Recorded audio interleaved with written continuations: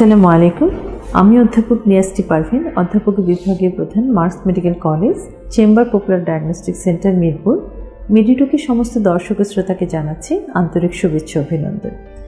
আজকে আমরা কথা বলবো অত্যন্ত একটি গুরুত্বপূর্ণ বিষয়, সেটা হচ্ছে প্রেগনেন্সিতে টিটেনাস ভ্যাকসিন, যেটা নিয়ে অনেক মায়েদেরই অনেক কোয়েরি থাকে। আসলে টিটেনাস ভ্যাকসিন যেটা আমরা প্রেগনেন্সি অবস্থায় মায়েদের দিয়ে থাকি, এটা একটা ব্যাকটেরিয়াল ইনফেকশনকে প্রিভেন্ট করে, যেটা গর্ভবতী মায়ের ধনুষ্টঙ্কার রোগ বা টিটেনাস থেকে প্রিভেন্ট করে এবং তার বাচ্চাকে টিটেনাস নিওনেটারাম এই ইনফেকশন থেকে প্রিভেন্ট করে। তো টিটেনাস ভ্যাকসিনেশনটার যে স্কেডিউল থাকে সেটা কিন্তু বিভিন্ন দেশে, বিভিন্ন রিজে বিভিন্ন রকম শিডিউল আছে। তো এই শিডিউলটা আমাদের দেশে সাধারণত যেই শিডিউলটা ইউজ করা হয়ে থাকে, সাধারণত দেখা যায় যে আমাদের দেশে 15 বছর বয়সে স্কুল গোয়িং বাচ্চাদের একটা ভ্যাকসিনেশনের শিডিউল আছে।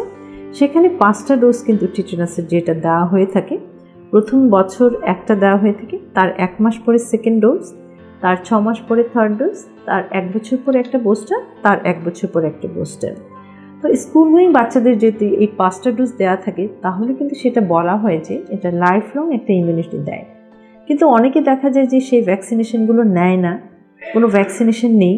তাদের ক্ষেত্রে কিন্তু আমরা বলে থাকি যে প্রেগনেন্সির 4 মাসের পর থেকে 4 মাস থেকে 8 মাসের মধ্যে 2টো ভ্যাকসিন নিতে হয়। সেটা হচ্ছে 4 to 6 উইকস ইন্টারভ্যালে নিতে হয়, 4 থেকে 6 সপ্তাহের মধ্যে।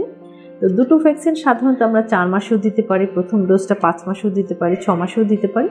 প্রথম ডোজটা দিব, তার সাধারণত 4 থেকে 6 উইক, 4 সপ্তাহ থেকে 6 সপ্তাহের মধ্যে সেকেন্ড ডোজটা দিতে হয়।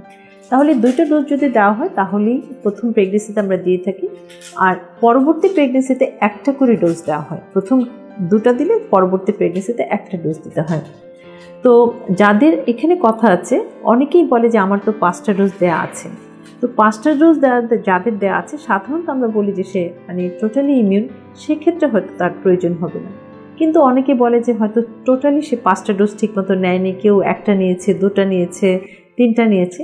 সেই ক্ষেত্রে কিন্তু আমরা প্রেগনেন্সিতে তাদেরকে বলি যে হয়তো 2টা ডোজ নিয়ে নেওয়ার জন্য অথবা মিনিমাম একটা ডোজ নেওয়ার জন্য।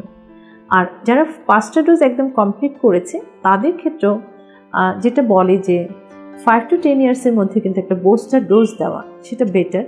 এর জন্য আমরা বলি যে যারা 5টা ডোজ নিয়েছে তাদের যদি 5 বছর কমপ্লিট হয়ে যায়, সেক্ষেত্রে একটা করে বুস্টার ডোজ আমরা প্রতি প্রেগনেন্সি দিতে পারি। কারণ এই যে আমরা যে মাকে যে ভ্যাকসিনেশনটা দিচ্ছি, একটি মায়ের কিন্তু যে কোনো সময় প্রেগনেন্সিতে ধনুষ্টঙ্কা রোগ হতে পারে এবং ধনুষ্টঙ্কা রোগ হয়ে কিন্তু একটা মাতৃমৃত্যু হতে পারে। সাধারণত আমাদের দেশে গ্রামাঞ্চলে দেখা যায় যাদের নাকি খুব আনহাইজেনিক ওয়েতে ডেলিভারি হচ্ছে, তাদের কিন্তু এই দেখা যায় যে নাড়ি কাটার সময় তাদের এই ধনুষ্টঙ্কার নাড়ি কাটার সময় আনহাইজেনিক ইউজ করা হচ্ছে, হয়তো একটা আনস্টাইল ব্লেড ইউজ করা হচ্ছে। সেক্ষেত্রে কিন্তু অথবা কোথাও কেটে গিয়েছে, স্কিনে হয়তো জনিপথে কোনো ইনজুরি হয়েছে, সেক্ষেত্রে কিন্তু তাদের যদি ধনুষ্টঙ্কারে এই ভ্যাকসিনটা দেওয়া না থাকে, সেক্ষেত্রে কিন্তু মায়ের ধনুষ্টঙ্কার হয়ে মায়ের মৃত্যু হতে পারে এবং বাচ্চার ক্ষেত্রে টিটেনাস নিওনেটারাম হতে পারে।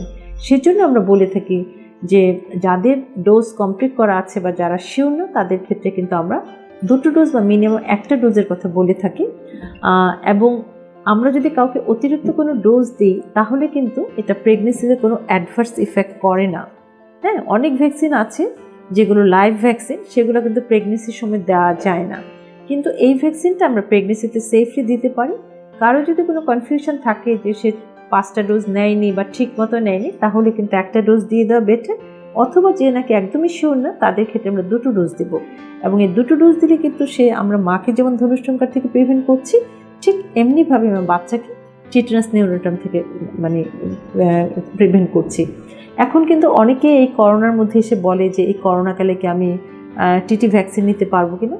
করোনার সময়ে টিটি ভ্যাকসিন নেওয়ার কোনো কন্ট্রাইন্ডিকেশন নেই এবং প্রেগনেন্সির মধ্যেও কিন্তু টিটেনাস ভ্যাকসিন নেওয়ার কোনো কন্ট্রাইন্ডিকেশন নেই।